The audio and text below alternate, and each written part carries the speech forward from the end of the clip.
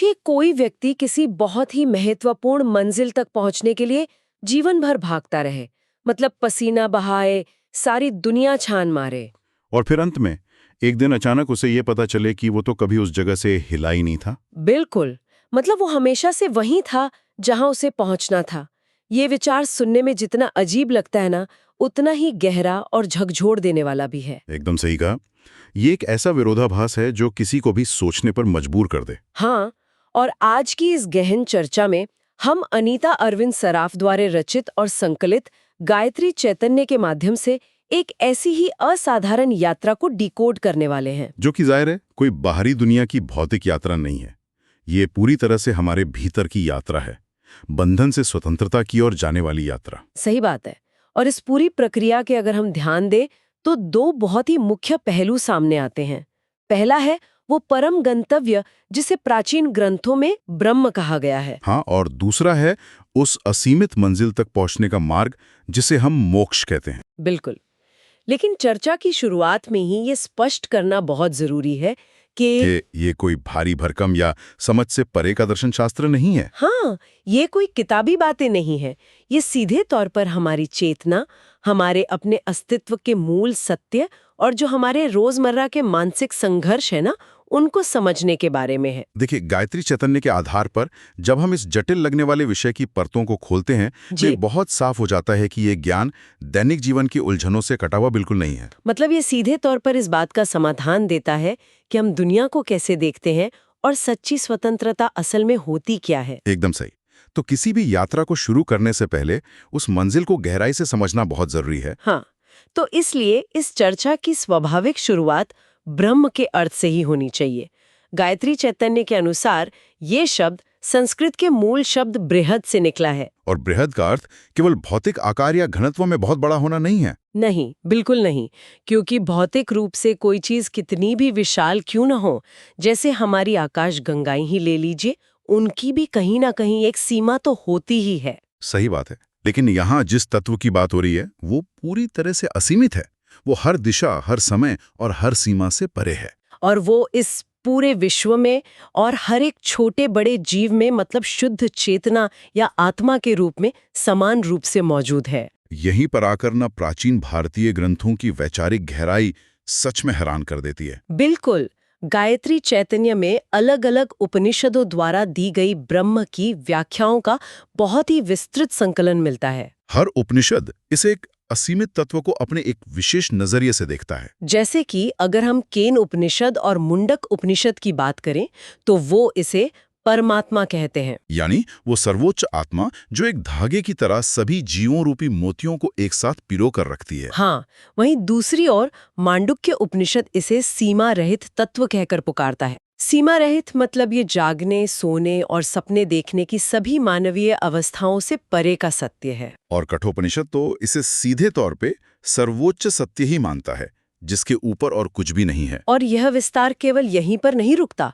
जो बात सबसे अधिक सोचने पर मजबूर करती है वो है तैत्तिरीय और छांदोग्य उपनिषद का दृष्टिकोण। बिल्कुल, तैत्तिरीय उपनिषद इसे ब्रह्मांड के मूल नाद यानी ओंकार के रूप में देखता है, जो कि कोई साधारण बात नहीं है, क्योंकि ध्वनि और कंपन को ही सृष्टि का प्रथम स्पंदन माना गया है।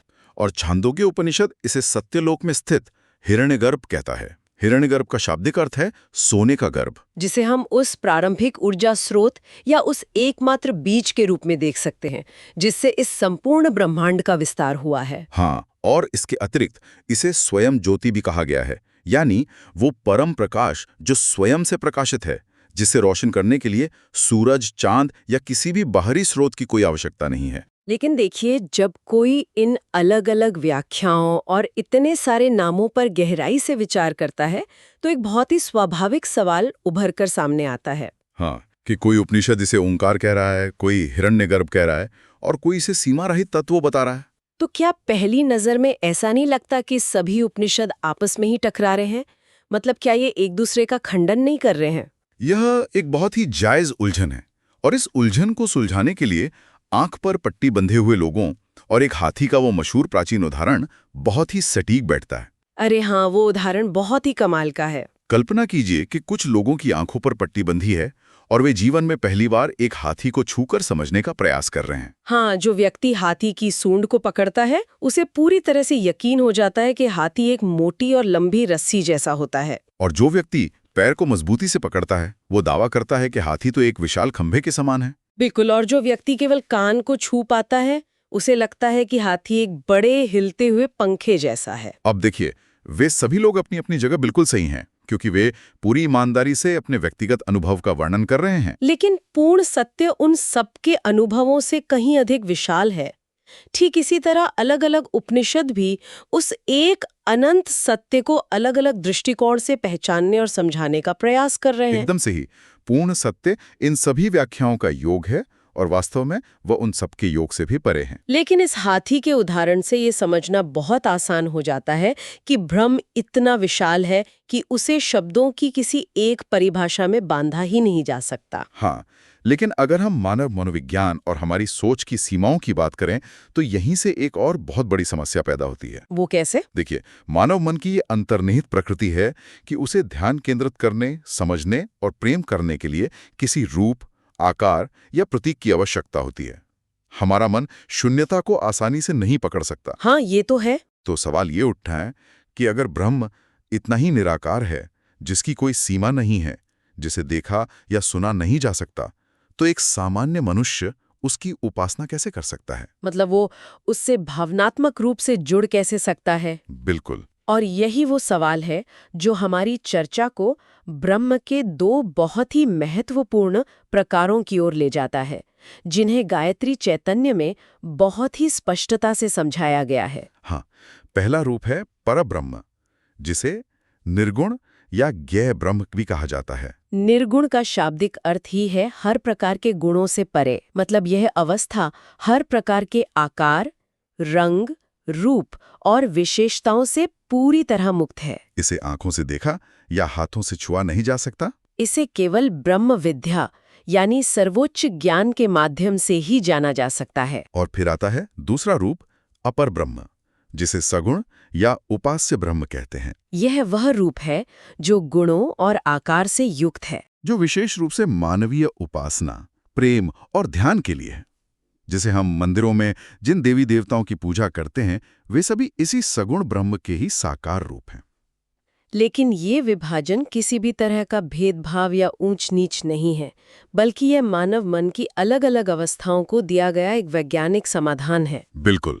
जो व्यक्ति ज्ञान के मार्ग पर है वो निर्गुण परब्रह्म की खोज करता है, लेकिन जो भक्ति के मार्ग पर है, जिसे भावनाओं और समर्पण की आवश्यकता है, वह सगुण अपरब्रह्म से जुड़ता है। और इस निर्गुण और सगुण के गहरे विरोधाभास को श्रोताओं के लिए स्पष्ट करने के लिए गायत्री चैतन्य में पानी का एक बहुत ही बेहतरीन उदाहरण दिया गया है। अरे हाँ, जल तत्व का उदाहरण। पानी का मूल स्वरूप क्या है? विज्ञान की भाषा में उसका रासायनिक सूत्र H2O है। इस मूल H2O का अपना कोई निश्चित आकार, रंग या गंध नहीं होती। ये निर्गुण ब्रह्म की तरह है, मूल निराकार और हर जगह मौजूद। हाँ, लेकिन क्या कभी कोई व्यक्ति रेगिस्तान में प्यास लगने पर यह कहता है कि मुझे 1 ग्लास H2O चाहिए? बिल्कुल नहीं। एकदम सही बात है। जब वही निराकार H2O बर्फ का ठोस रूप ले लेता है या भाप बन जाता है या पहाड़ों से बहती हुई एक जीवनदायिनी नदी का रूप ले लेता है, तब हम उसे देख सकते हैं, अपनी प्यास बुझा सकते हैं और उसके साथ एक संबंध बना सकते हैं। ये बर्फ या नदी का रूप सगुण ब्रह्म की तरह है। मतलब रूप बदल गया है, आकार आ गया है, लेकिन भीतर बहने वाला मूल तत्व अब भी वही H2O ही है। नदी की पूजा करना भी अंततः उस एक ही निराकार तत्व का सम्मान करना है। ये जल तत्व का उदाहरण अत्यंत सटीक है। जब कोई इस बात को गहराई से समझ लेता है तो दुनिया भर के सारे विवाद अपने आप शांत हो जाते हैं। बिल्कुल। लेकिन यहीं पर एक बहुत ही तार्किक पड़ाव आता है। अगर वो जल तत्व, वो निर्गुण ब्रह्म हमारे भीतर ही मौजूद है, तो हम उसे अपने दैनिक जीवन में महसूस क्यों नहीं कर पाते? हाँ, हमारे और उस परम सत्य के बीच आखिर कौन सी ऐसी दीवार खड़ी है जो हमें उस शांति का अनुभव नहीं करने देती? और ये प्रश्न हमें गंतव्य से हटाकर मार्ग की ओर ले जाता है। इसे मार्ग और प्रक्रिया को मोक्ष कहा जाता है। गायत्री चैतन्य मोक्ष की बहुत ही सूक्ष्म व्याख्या करता है। आमतौर पर लोग सोचते हैं मोक्ष का मतलब है मृत्यु के बाद मिलने वाली कोई चीज। लेकिन ये शरीर का अंत नहीं है।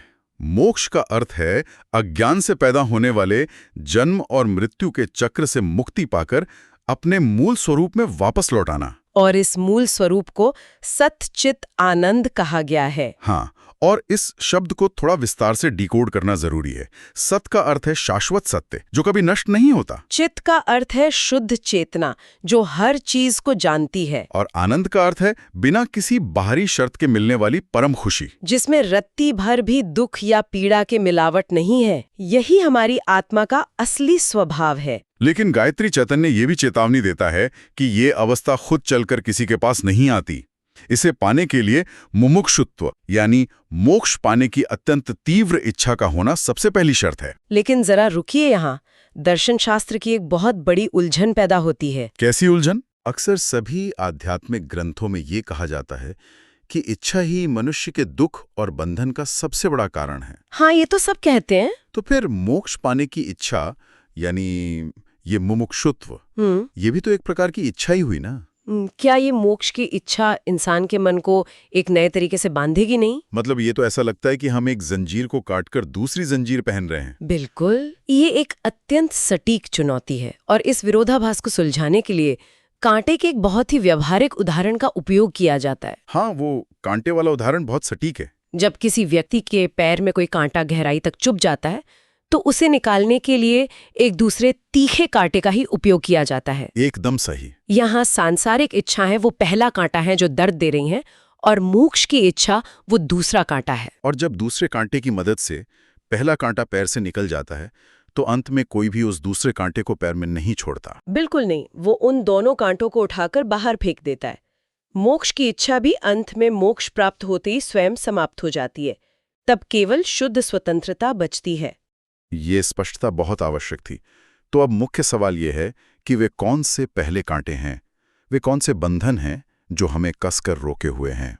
गायत्री चैतन्य में इन बंधनों को 3 ग्रंथियों या 3 गहरी गांठों के रूप में समझाया गया है, जो हमारी चेतना पर बंधी हैं। हाँ, और पहली ग्रंथि है अविद्या, जिसका सीधा अर्थ है अज्ञान, यानी अपनी असली पहचान को पूरी तरह भूल जाना और खुद को केवल ये नश्वर शरीर और मन समझ लेना। दूसरी ग्रंथि है काम, जिसका अर्थ है सांसारिक इच्छाएं।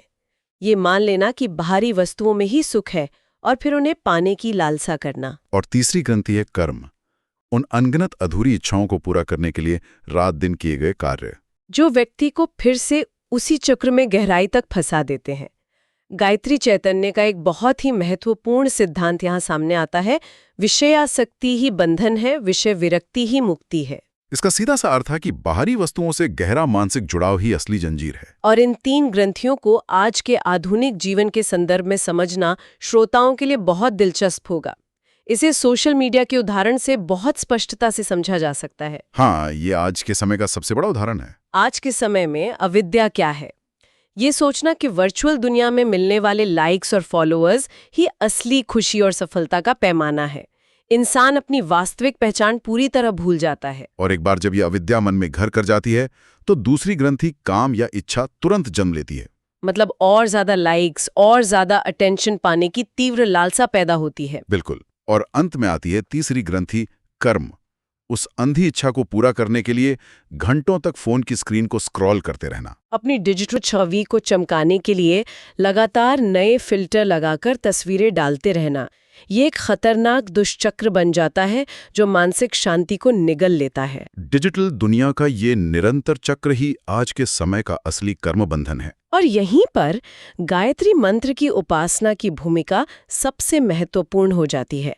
गायत्री चैतन्य के अनुसार गायत्री मंत्र केवल शब्दों का दोहराव नहीं है। हाँ, ये ज्ञान की एक ऐसी प्रचंड अग्नि प्रज्वलित करता है जो इन तीनों अविद्या, काम और कर्म की ग्रंथियों को पूरी तरह से भस्म कर देती है। आधुनिक संदर्भ में देखा जाए तो ये ज्ञान की अग्नि एक प्रकार के अत्यंत शक्तिशाली मानसिक डिजिटल डिटॉक्स की तरह काम करती है। ये अचानक एहसास कराती है कि वो चमकती हुई स्क्रीन और वे सभी लाइक्स वास्तविक नहीं है। और जैसे ही ये सत्य समझ में आता है, अविद्या की पहली गांठ खुल जाती है और उसके खुलते ही अटेंशन पाने की इच्छाएं अपने आप गिर जाती हैं। और व्यर्थ के कर्म यानी घंटों स्क्रीन घुरने की आदत भी शांत हो जाती है। इस पूरी प्रक्रिया से ये बहुत बड़ा प्रश्न उठता है कि जब ज्ञान की इस अग्नि से ये मानसिक गांठें खुल जाती हैं, तो व्यक्ति दुनिया को किस नजरिए से देखता है? गायत्री चैतन्य इसे वैचारिक परिवर्तन के 2 सिद्धांतों से समझाता है,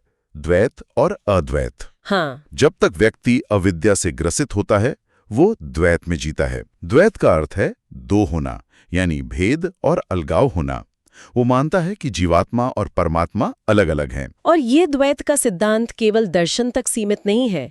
यही द्वैत हमारे दैनिक जीवन में पैदा होने वाले हर प्रकार के भय और अकेलेपन का मूल कारण है। बिल्कुल। जब व्यक्ति स्वयं को इस विशाल ब्रह्मांड से अलग एक छोटी इकाई मानता है, तो उसे दुनिया से खतरा महसूस होने लगता है। मैं और बाकी सब के बीच की यही भावना ही असुरक्षा को जन्म देती है। लेकिन जब गायत्री उपासना से अज्ञान की परतें हट जाती हैं, तब अद्वैत की परम अवस्था का उदय होता है। अद्वैत, जिसका शाब्दिक अर्थ ही है जहां दो नहीं है। यह वो परम क्षण है जहां अलगाव का सारा भेद हमेशा के लिए मिट जाता है।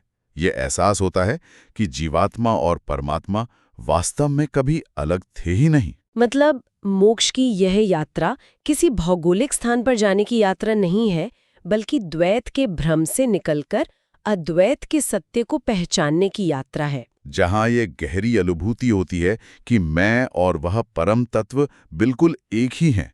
जैसे एक छोटी सी लहर को यह एहसास हो जाए कि वह संपूर्ण महासागर ही है। जब दूसरा कोई है ही नहीं, तो फिर भय किससे? और यही परम निर्भयता ही पूर्ण स्वतंत्रता है। ये एक अत्यंत ही शक्तिशाली निष्कर्ष है। बिल्कुल।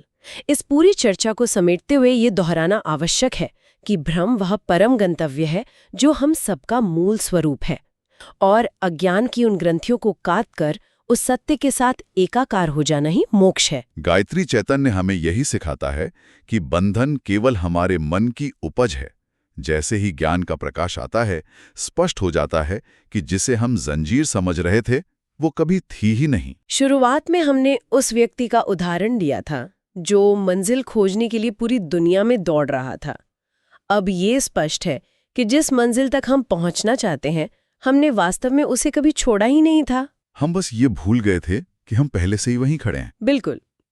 इस पूरी गहन चर्चा के अंत में श्रोताओं के मन में विचार करने के लिए गायत्री चैतन्य का एक बहुत ही गहरा सवाल छोड़कर जाना सबसे उचित होगा। हाँ, वो सवाल बहुत जरूरी है। जब कोई मोक्ष और स्वतंत्रता के बारे में विचार करता है, तो क्या मोक्ष कोई ऐसी नई चीज है जिसे बाहर की दुनिया से हासिल करना पड़ता है, या फिर क्या ये केवल हमारे भीतर पहले से ही मौजूद हमारे एकदम असली स्वरूप के ऊपर पड़ी अज्ञानता की उस धूल को साफ कर देने का नाम है, ताकि हम अपना वास्तविक चेहरा देख सकें? इसी विचारोत्तेजक और गहरे प्रश्न के साथ हम आज की इस गहन चर्चा को यहीं विश्राम देते हैं।